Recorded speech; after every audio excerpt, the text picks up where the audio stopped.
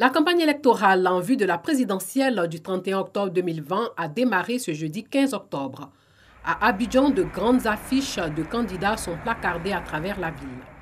Dans un message, le président de la commission électorale indépendante, Ibrahim Koulibaly Kuibière, appelle les 4 candidats retenus pour ce scrutin à faire campagne librement et en toute légalité en observant strictement le code électoral et le code de bonne conduite qu'ils se sont librement donnés.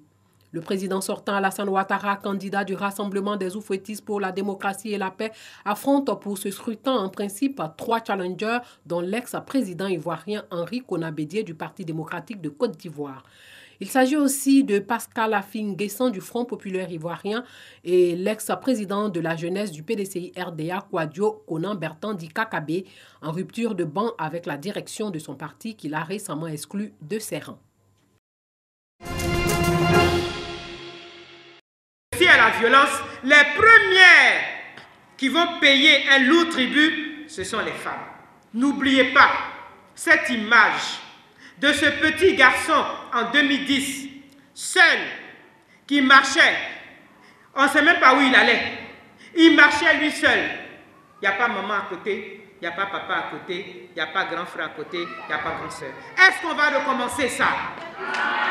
Ces mots de Raymond Goudou, ministre de la Culture et de la Francophonie, adressés aux femmes Nzima de Grand Bassam pour mettre en exergue leur rôle dans le maintien de la paix en Côte d'Ivoire.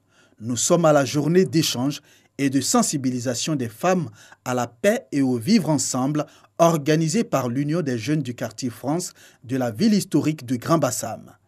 Pour Raymond Goudou, marraine de la cérémonie, ces femmes sont une pièce maîtresse de l'apaisement. C'était une rencontre, j'allais dire conviviale, qui m'a permis de parler aux femmes, de montrer leur implication dans le développement de notre pays, dans le cadre de la prise en compte des élections qui vont venir, donc au 31 octobre 2020, qu'elles puissent apporter l'apaisement, qui est, j'allais dire, une chose naturelle chez une femme, mais surtout qu'elles puissent parler aux jeunes afin qu'ils ne suivent pas les champs de signes de violence qui viennent de part et d'autre.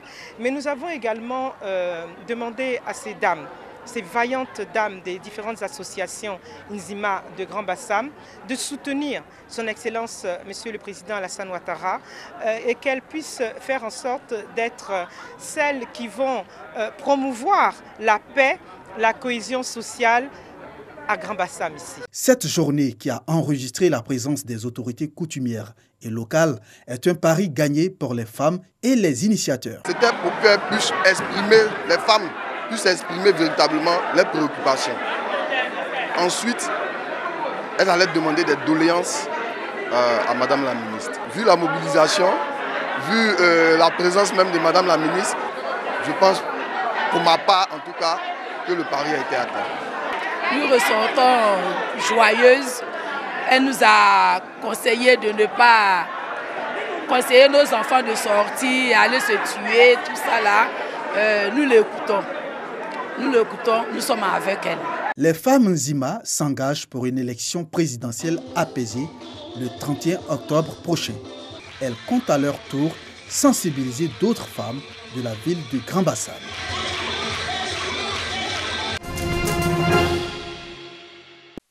Fidèles et guides de toutes les congrégations religieuses réunies à la 1500 places du Palais de la Culture pour prier pour la paix et la cohésion sociale, mais surtout pour une campagne électorale et une élection présidentielle apaisée le 31 octobre prochain. Une initiative de l'Alliance des religions en faveur de la paix. Dieu vient à notre aide. Regarde la Côte d'Ivoire, notre pays.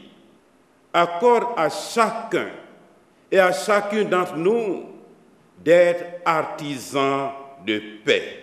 Amener les acteurs politiques ivoiriens à renouer les fils de dialogue, de la réconciliation vraie et de la collaboration constructive entre eux, et cela afin de préserver et consolider la paix.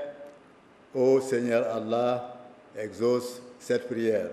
Le Dieu de paix, nous comptons sur toi en nous inclinant, que ta paix va nous sauver. Béni soit jamais ton nom glorieux. Que la terre entière soit remplie de ta gloire. afin que la Côte d'Ivoire soit remplie de ta gloire. Amen. À cette occasion, ces hommes de Dieu chrétiens et musulmans ont fait une déclaration afin d'attirer l'attention des militants, des sympathisants et des acteurs politiques, mais aussi les journalistes et la société civile sur l'importance qu'il y a à préserver et à consolider la paix en Côte d'Ivoire. Les guides religieux exhortent vivement les dirigeants des partis politiques à bannir toute forme de violence dans l'expression de leurs adversités et dans la conquête du pouvoir. Les guides religieux invitent la presse à observer les règles d'éthique et de déontologie dans le traitement de l'actualité politique en vue de garantir un climat social apaisé.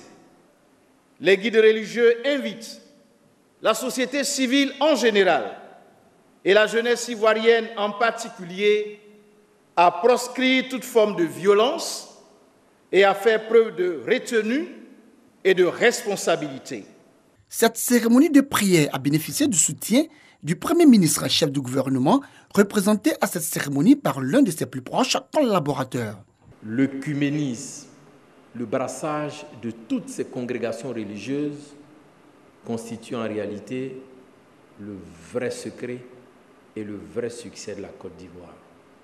Le Premier ministre Ahmed Bakayoko m'a dit de vous dire que vous pouvez compter sur lui en tout lieu, en tout temps et en toutes circonstances. L'Alliance des religions en faveur de la paix entend dès l'ouverture de la campagne présidentielle investir le territoire national pour prôner les valeurs de paix, de tolérance, de non-violence et de vivre ensemble pour une Côte d'Ivoire plus harmonieuse. Le groupe scolaire centenaire et le lycée moderne Inagui de San Pedro, rénové par l'un des anciens élèves. Il s'agit du ministre du Budget et du portefeuille de l'État, Moussa Sanogo. Cet ancien élève du primaire et du secondaire qui est parti de San Pedro avec un bac C revient en tant que ministre de la République, reconnaissant. Ce n'était que mon devoir et un acte de reconnaissance à l'endroit de ces deux établissements. À ces modestes gestes de réhabilitation, nous voulons offrir au personnel administratif et enseignant en fonction, ainsi qu'aux élèves, nos cadets, de meilleures conditions de travail et d'études. Que ces bâtiments rénovés réjaillissent sur l'inspiration de nos élèves et qu'en fin d'année, les résultats scolaires soient aussi brillants que les murs de nos écoles sont devenus éclatants. Des bâtiments rénovés, des salles de classe bien éclairées. Bref, le groupe scolaire centenaire et le lycée moderne Inagui, qui étaient dans un état de délabrement avancé, ont aujourd'hui fière allure. De quoi réjouir les élèves, les enseignants et le maire de la commune, Félix Sanoblé, lui aussi ancien élève. Certes, l'école centenaire t'a vu grandir. Le lycée Inagui t'a donné la chance d'être parmi les premiers à décrocher un bac C, et pas n'importe lequel. Mais chaque fois qu'on t'a sollicité pour San Pedro, c'est au-delà de nos espérances que tu as répondu présent. Merci, merci infiniment, que Dieu te bénisse. Si nous n'avons pas de lumière, la salle était sale. Nous avons un tout nouveau, tout beau, les carreaux, tout a été rénové. Nous voulons dire merci au ministre. Après la remise des bâtiments rénovés, le ministre Moussa Sanogo a retrouvé sa salle de classe des 6e avec beaucoup d'émotion. Je revois la salle de classe et finalement je la trouve plutôt petite, alors qu'à l'époque je la voyais très grande. Écoutez, c'est vraiment un grand plaisir. Les travaux vont se poursuivre pour une rénovation complète du groupe scolaire centenaire et du lycée moderne Inagui, pour le bonheur des élèves.